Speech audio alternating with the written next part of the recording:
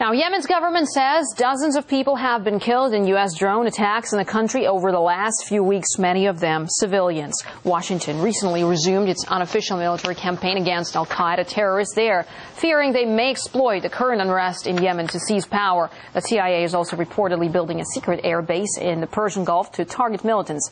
And as RT's Gainaj Chikan says, introducing CIA spooks will move the operation into the legal shadows. The decision to task the CIA with chasing down al-Qaeda in Yemen marks a major escalation of America's covert war in Yemen, which is not really covert. It's one of the undeclared wars that the U.S. is waging against terror. But up to this day in Yemen, it's been the U.S. military that was running the show, that was carrying out the drone strikes, sort of in cooperation with the Yemeni counterterrorism units. But now, amid the power vacuum and all the political turmoil in Yemen, the cooperation is falling apart. And according to U.S. officials, because the CIA operates under different legal authorities than the military, the CIA will have, quote, greater latitude to carry out strikes no matter what the political climate there. Greater latitude. In other words, they don't have to ask anybody's permission to bomb the country.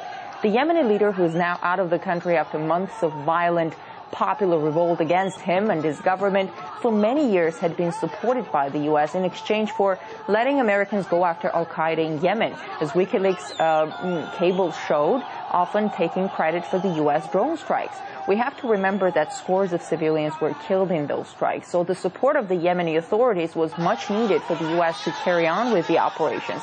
On the other hand, the government of Ali Abdullah Saleh, who'd been in power for some 30 years, was so unpopular in recent years among the people of Yemen that many analysts say it was only due to the U.S. support that Saleh had stayed in power for so long. So for years, Saleh needed the U.S. and the U.S. needed Saleh. But now, with the political turmoil there, the U.S. shows they will continue to bomb Yemen whether or not they have the permission to do so from actually the people of the country. Pakistan is one example of popular revolt against the CIA drone strikes. Thousands of civilians were killed by the U.S.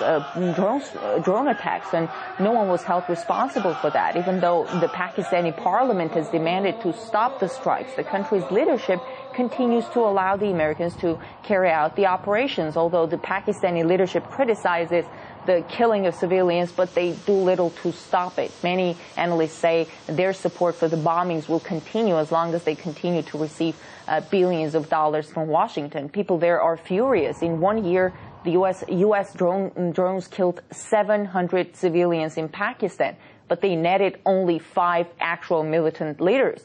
Numbers that some experts are giving are gruesome. The former chief counterinsurgency strategist for the U.S. State Department has estimated that drone attacks kill 50 non-targeted persons for each intended target. Nonetheless, we now see the rapid expansion of the CIA drone war.